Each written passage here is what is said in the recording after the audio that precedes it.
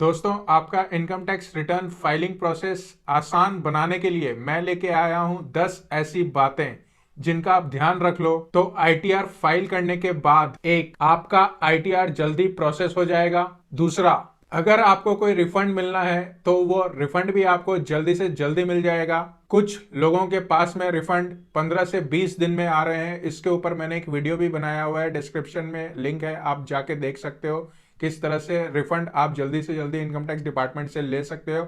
और तीसरा, income tax department से नोटिस आने की संभावना भी बिल्कुल खत्म हो जाएगी। तो इन 10 बातों का आप बस ध्यान रख लीजिए अपना इनकम टैक्स रिटर्न बनाते वक्त और फाइल करते वक्त। मैं हूं सीए हेमंत और आप देख रहे हैं आपका अपना यूट्यूब चैनल सरल फाइनेंस।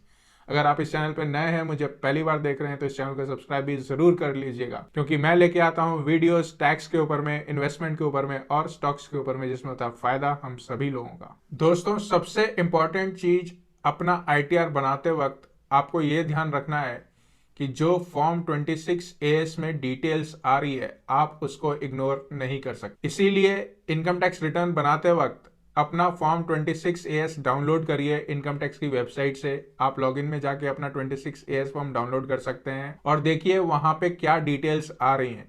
जनरली फॉर्म 26 एएस में आपकी इनकम की डिटेल आ रही होती है और उस इनकम के साथ में लोगों ने आपका कितना टीडीएस काटा है वो भी वहां पे दिया हुआ होता है। तो वहां पे जाके देखिए कि क्या इनकम डिटेल शो हो रही है, कितना टीडीएस कटा हुआ है, किसने टीडीएस काटा है, किसी ने कम काटा है, किसी ने ज्यादा काटा है। तो टाइम रहते रहते आप उसको करेक्ट भी उनको बोल के करवा सकते हो। इसके साथ ही अब केवल यही डिटेल्स फॉर्म 26 एएस में नहीं होती, हाई वैल्यू ट्रांजेक्शन्स भी कैप्चर कर रहा है फॉर्म 26 एएस। जैसे कि आपने 10 लाख से ज्यादा का फॉरेन करेंसी लिया हो, बैंक ड्राफ्ट बनाया हो, क्रेडिट कार्ड का पेमेंट किया हो, कैश निकाला हो, जमा कराया हो, तो ये सारी डिटेल्स अब फॉर्म 26 एएस में आ रही हैं। तो अपना इनकम टैक्स रिटर्न भरते वक्त आप इन डिटेल्स को इग्नोर नहीं कर सकते। अगर करोगे तो बहुत जल्दी आपके पास में इनकम टैक्स एक नोटिस भेज देगा। साथ ही अगर आप बिजनेस करते हो, जीएसटी नंबर लिया हुआ है, तो आपकी जीएसटीआर 3B का डेटा भी फॉर्म 26 एएस में अब रिफ्लेक्ट हो रहा है। तो फॉर्म 26 एएस एक बहुत ही इंपॉर्टेंट डॉक्यूमेंट है। रिटर्न बनाते वक्त, फाइल करते वक्त कोई मिसमैच नहीं होना चाहिए फॉर्म 26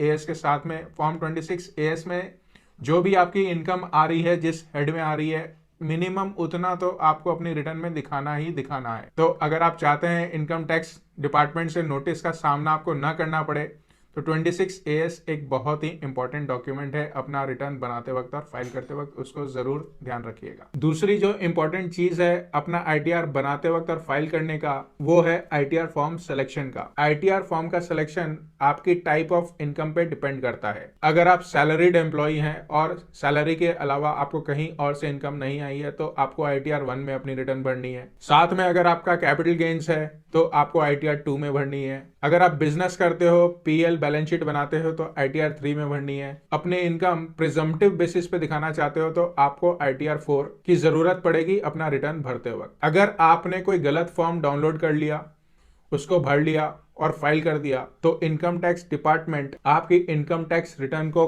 खारिज कर देगा, डिफेक्टिव बता देगा और आपको एक नोटिस भेज देगा। तो अगर आपको इन चीजों से बचना है तो अपना आईटीआर फॉर्म सेलेक्ट करते वक्त आपकी टाइप ऑफ इनकम का जरूर ध्यान रखिएगा और जो फॉर्म आपके लिए एप्लीकेबल है वही फॉर्म सेलेक्ट करिएगा। किन लोगों को कौन सा फॉर्म सेलेक्ट करना है उसके ऊपर भी मैंने एक वीडियो बनाया हुआ है, डिस्क्रिप्शन में आपको लिंक मिल जाएगा। वो देख के आप निर्णय कर सकते हो कि आपके लिए कौन सा आईटीआर फॉर्म लागू होगा अपना इनकम टैक्स रिटर्न भरने के लिए। तीसरी एक जरूरी डिटेल जो है दोस्तों, वो ज्यादातर सभी लोग इग्नोर करते हैं। आधे से ज्यादा लोग अपना इनकम टैक्स रिटर्न खुद नहीं भरते हैं, किसी अकाउंटेंट के थ्रू, लॉयर के थ्रू या फिर किसी सीए के थ्रू ही भरवाते हैं।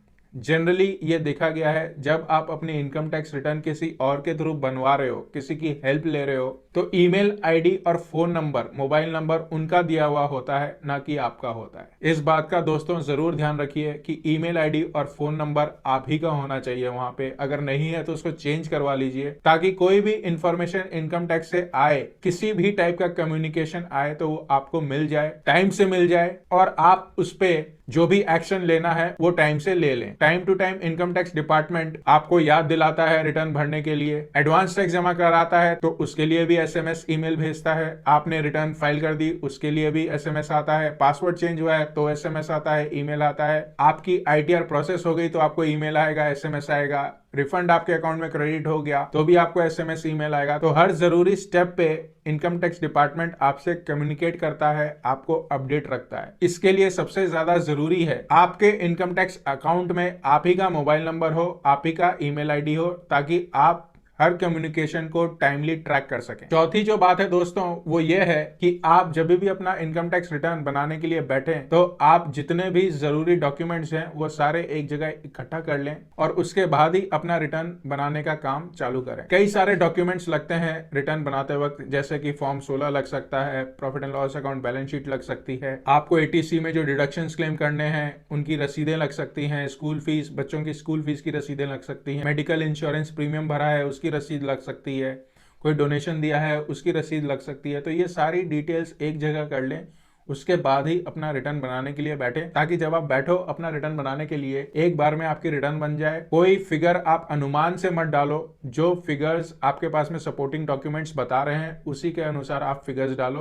ताकि अगर कभी भी फ्यूचर में किसी भी तरह का नोटिस आ गया तो आप सपोर्टिंग डॉक्यूमेंट्स के थ्रू अपने अमाउंट्स को जस्टिफाई कर सको। इसीलिए ये बहुत जरूरी है जब भी आप रिटर्न बनाने के लिए बैठे तो सारे डॉक्यूमेंट्स आपके पास में होने चाहिए। पांचवा इंपॉर्टेंट पॉइंट है दोस्तों, अगर आपको कहीं से एग्जेम्प्ट इनकम आ रही है जिसके ऊपर में कोई टैक्स नहीं लगता, टैक्स फ्री इनकम होता है, ज्यादातर लोग उसको अपने इनकम टैक्स रिटर्न में नहीं दिखाते हैं। ऐसा बिल्कुल भी नहीं करना चाहिए। इनकम किसी भी तरह की हो, एग्जेम्प्ट हो, टैक्सेबल हो, सारा ब्यौरा आपको अपनी इनकम टैक्स रिटर्न में देना है। इसीलिए एग्जेम्प्ट इनकम को स्किप मत करिएगा। एग्जेम्प्ट इनकम के लिए फॉर्म में बकायदा जगह होता है, टैब होते हैं जहां पे जाके आप उनकी डिटेल डाल सकते हो, तो आपको ये डिटेल जरूर डालना है। छठा पॉइंट है दोस्तों, pre validation of bank account. आपने अपनी इनकम टैक्स रिटर्न भर दी, आपको इनकम टैक्स डिपार्टमेंट से रिफंड आना है, पर आपने अपना कोई भी बैंक अकाउंट प्री वैलिडेट नहीं किया है तो आपका रिफंड आपके अकाउंट में नहीं आएगा। वो इसीलिए नहीं आएगा क्योंकि आपने कोई भी अपने बैंक अकाउंट को प्री वैलिडेट नहीं किया है। आप अपने इनकम टैक्स अकाउंट में लॉगिन करके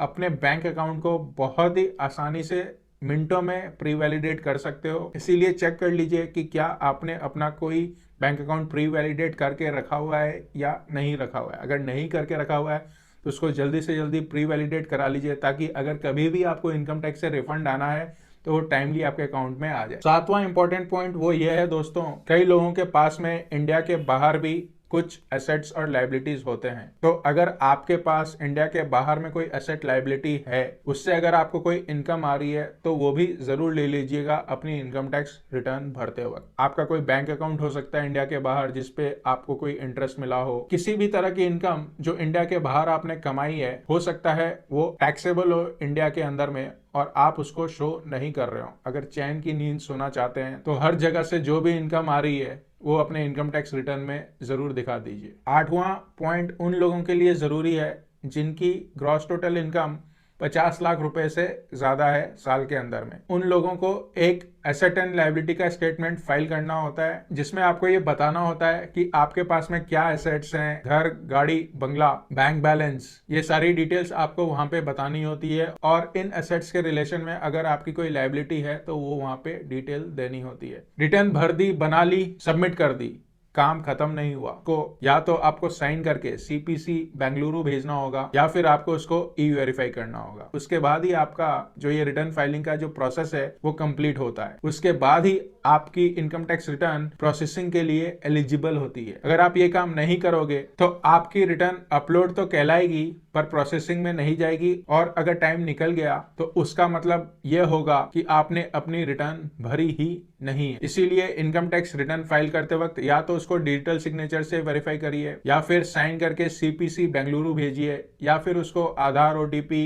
ईवीसी किसी भी ओटीपी के द्वारा उसको ई वेरीफाई करिए। और जाते जाते लास्ट में जो इंपॉर्टेंट पॉइंट है दोस्तों वो है आपका रेसिडेंशियल स्टेटस। इनकम टैक्स में 3 तरह के रेसिडेंशियल स्टेटस होते हैं जिसको आपको अपनी इनकम टैक्स रिटर्न भरते वक्त सेलेक्ट करके बताना होता है। या तो आप रेसिडेंट इंडियन कहलाएंगे, या नॉन रेसिडेंट इंडियन कहलाएंगे, या resident but not ordinarily resident कहलाएंगे। तो इन 3 ऑप्शन में से कोई एक ऑप्शन आपको सेलेक्ट करना जरूरी है और सही सेलेक्ट करना जरूरी है। ज्यादातर 90% लोग रेसिडेंट इन इंडिया ही होते हैं, वो लोग तो ठीक से कर लेते हैं अपना सिलेक्शन, पर जो लोग बाहर आते जाते रहते हैं नौकरी के सिलसिले में या बिजनेस के सिलसिले में, उन लोगों को दिक्कत आ सकती है क्योंकि इसमें नंबर ऑफ डेज का कैलकुलेशन होता है। तो सही नंबर ऑफ डेज के अनुसार ही आपको ये सिलेक्शन करना रहता है। तो रेसिडेंशियल स्टेटस के सिलेक्शन का बड़ा ध्यान रखिएगा अगर आप फ्रीक्वेंटली इंडिया के बाहर आते जाते रहते हैं अपने काम के सिलसिले में। तो दोस्तों ये 10 जरूरी बातें थी जिनका अगर आप ध्यान रख लो तो आपकी ITR जल्दी प्रोसेस होगी, आपको रिफंड आना है तो वो भी जल्दी आएगा और इनकम टैक्स से नोटिस आने का चांस बिल्कुल न के बराबर हो जाएगा।